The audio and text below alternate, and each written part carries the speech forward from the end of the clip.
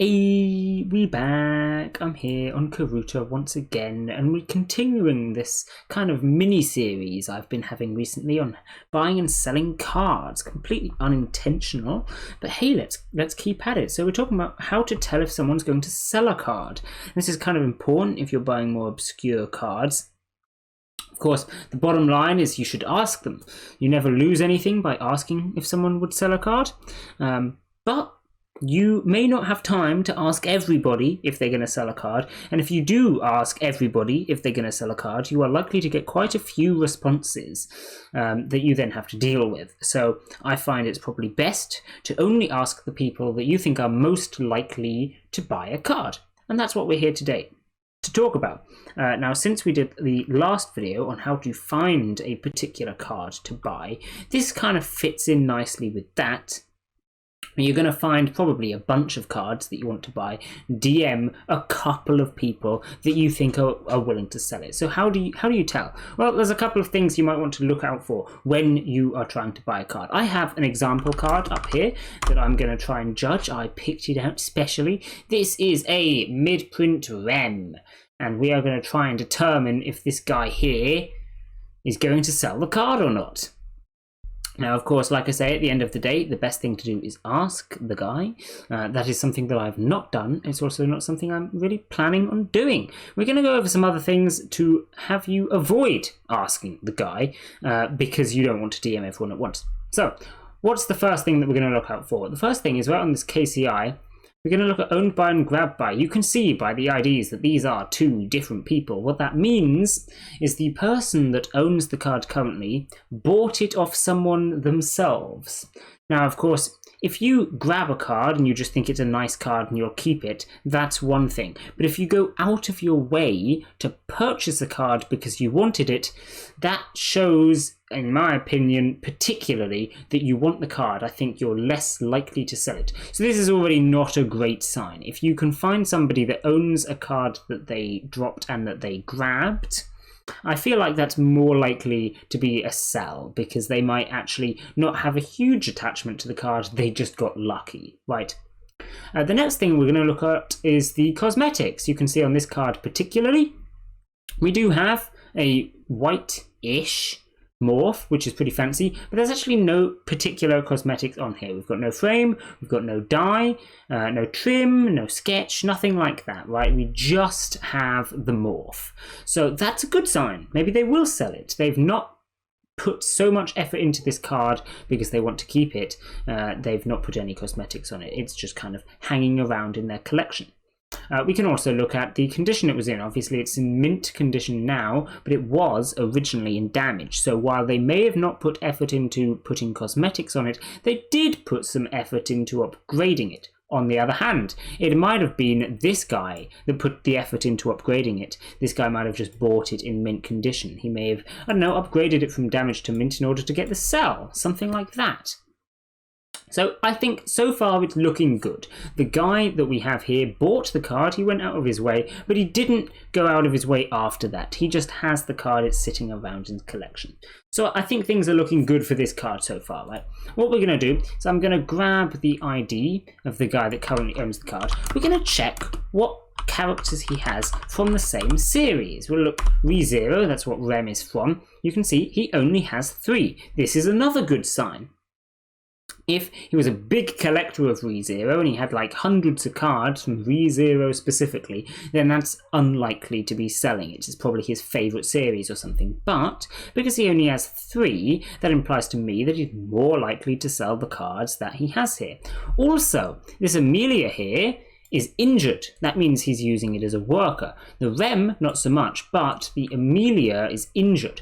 Now, of course, people are likely to use cards that they like as workers, but it's also unlikely that their favourite card is the one that they have as a worker. So I think this is generally a good sign. That means that Amelia might not be his favourite. He's just using it as a worker. Maybe he would sell his worker. So far, we're looking good. However, we can see little hearts next to these two. This is the next thing we're going to look out for, tags. What does the tag mean? A heart could honestly mean anything.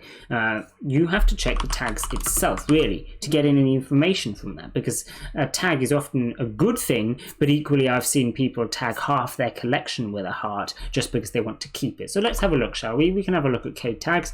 See, there's the heart, fave, and there's only 5 cards in it. This is really not a great sign. Don't know how many cards they've got in their collection, but only 5 of them have the fave tag, obviously fave being short for favourite. This implies that both Amelia and Rem are 2 of their 5 favourite characters. Like I said, not a great sign. However, maybe they don't have that many cards. Maybe 5 of their cards is actually a reasonable number. Let's check. We can have a look at their overall amount. They have 358. That's not a huge number of cards, to be fair. They might have a lot more cards than that. They could have. But all the same, their faves here, this is in the top 1 to 2%, presumably.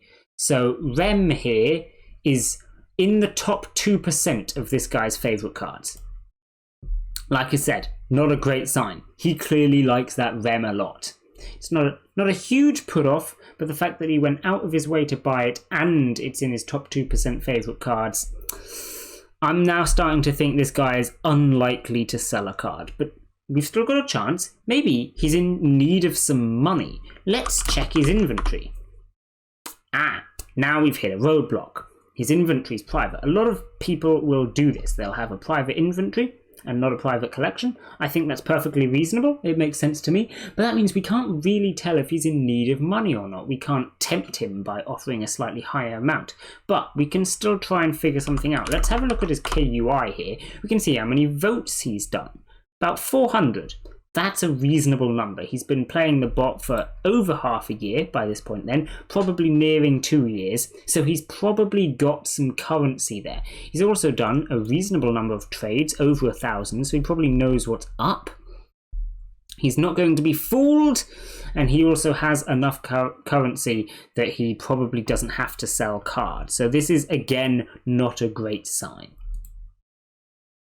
Now, let's see maybe if they've been using the bot for that long, maybe they've stopped, maybe they've quit. If we go back onto their general collection, fun fact for you, if you didn't know, if you put KC by default, it actually orders them in time. So this thing at the top is the most recent thing that they gained. If we check KCI on here, we can see when they gained this card, August 18th. You can see by my little timestamp here that it is August 18th at the time of recording this video, and in fact this was about 4 hours ago, sorry. They are clearly still active on the bot. We can check a couple of others if we fancy, but I think you'll find that they are still using the bot reasonably frequently. This is a few days ago, so they're not a super active player, but they are clearly still using the bot, so we're not going to find that they're trying to sell off all of their collection. Sometimes you don't want someone to have quit the bot, because if they've quit the bot, they might not be interested in selling anymore. But equally, if they've quit the bot, they might not care about selling. They might be happy to give it away, even maybe for a cheaper price. So there's advantages and disadvantages to that one. The same one goes for looking at trades completed. If you have a lot of trades completed, that might mean that they have a lot of currency. They don't really care about selling it. They're not going to bother. But equally, if they have no trades completed, they might not care about trading at all. They just might not be interested in your offer. I would say probably with that, you want somewhere middle of the road. Someone with maybe a couple hundred trades completed. They know what's up, they're happy to trade, but they haven't done much of it yet. They need to still make some progress, right? That's what you're looking for there. Right. So this is clearly turning out to be a hard card to determine if they will sell, almost as if I picked it deliberately. Let's see if they value the print, because if you remember, this is a mid-print and almost a low-print Rem at that. So let's see if they value the prints. If we check order by print, we can see how many low prints they've got.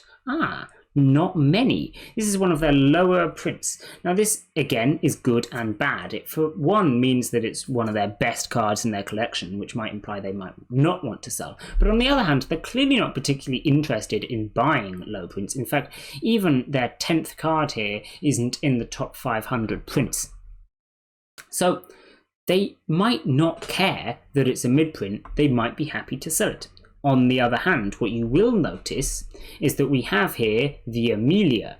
The Amelia from ReZero, obviously, is also one of their 10 lowest prints, and they put effort into getting them, so it might be that they do care about mid-prints specifically for this series. Not a great sign, but also they might not care about it at all. It might be coincidence, who knows? Okay, so finally what I'm going to suggest is that you can have a look at the card itself, see if it's popped up anywhere. Let's have a look in the Karuta hub. See if the card code's popped up anywhere, shall we? If anyone's been searching for it. Oh, yes, they have. And in fact, it used to have some cosmetics. That is an excellent sign. That means, presumably, whoever owns it now sold the cosmetics after buying it. That's pretty good. So not only do they not care about the card enough to add cosmetics, but they don't care enough about it to keep the cosmetics that are already there. That's pretty good. They needed the currency in order to get something else, presumably, and they decided to sell the cosmetics. Maybe they will sell it then. You can see that it's been mentioned a few times. It's been owned by a lot of different people in the past. And this is all about a year ago. Its last mention was also a year ago. So it's been a while since it's been brought up. The current owner has never brought it up. It's not been in a trade ad. They haven't been talking about it either, though. So it's a bit of a toss-up there. Obviously, if they've been talking about the card and flexing it all the time, that would imply that they want to keep it. However, if they're putting it in trade ads, then obviously they're happy to sell it. What we can also do is we can check the actual user in the Karuta hub. Let's grab their ID again, go back down to Karuta hub. We can put their ID in here, see what they've been saying, see what other people have been saying about them. We've got their name now, Jesus. This is more important than you might think, because compared to the other person that's popped up, for sale all cards. Now, if someone has their name as for sale all cards, you know they're selling all their cards. Now, unfortunately, the person that we want is not called that, but a lot of people on the Karuta hub are called something like selling all cards. And if they've changed their nickname to that, you know that they're going to sell the card because they're selling all their cards. So that's a great sign. But unfortunately, Jesus here is not called for selling all cards. They're just called Jesus. So we get no particular hint from that, but it's always worth checking just in case the person is called selling all cards, in which case you can definitely buy your card. So that was a bit quick. I basically just went through and tried to determine if this card is going to be up for sale. And the result is, I don't know. Like I said, I picked this card deliberately because it's very hard to decide whether the person would probably sell it or not. On the one hand, they have not put cosmetics on. In fact, they've removed them. They own very little ReZero cards and very little low print cards. But on the other hand, they've tagged it as favourite, and that's in the top 2% of their cards. It is one of the best cards in their collection, and it seems like they have a reasonable amount of currency, so they probably don't need to sell it either. So yeah, unsure. However, if you are looking to try and buy a card in that kind of fashion, you can look through those things that I've just looked through on your own card, try and determine for yourself if they are going to sell. You've got a lot of flags there, some flags saying, yes, they probably will sell, and some saying they probably won't. As always, it's not an exact science, and like I said at the start of the video, the best way is simply to ask them. But I'm just hoping that that long list of things that I checked can maybe give you some ideas, maybe some things that you wouldn't have thought of checking before asking to buy a card. Because like I say, you want to try and ask as little people as possible. If you DM everyone, you're just going to end up with way too many responses to sort out.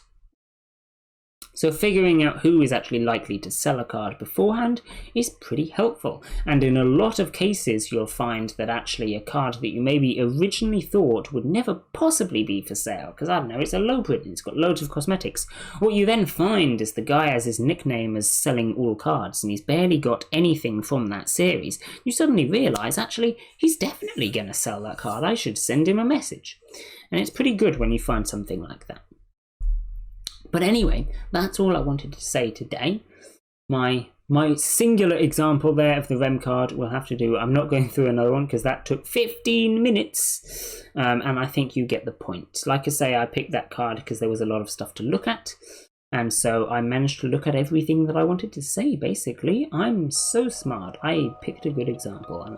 I'm actually pretty pleased with the example, not going to lie. I've said it like 3 times, but like, I was pretty happy with that. It was good for the video, not gonna lie. Anyway, I'm gonna leave this one here. Bye!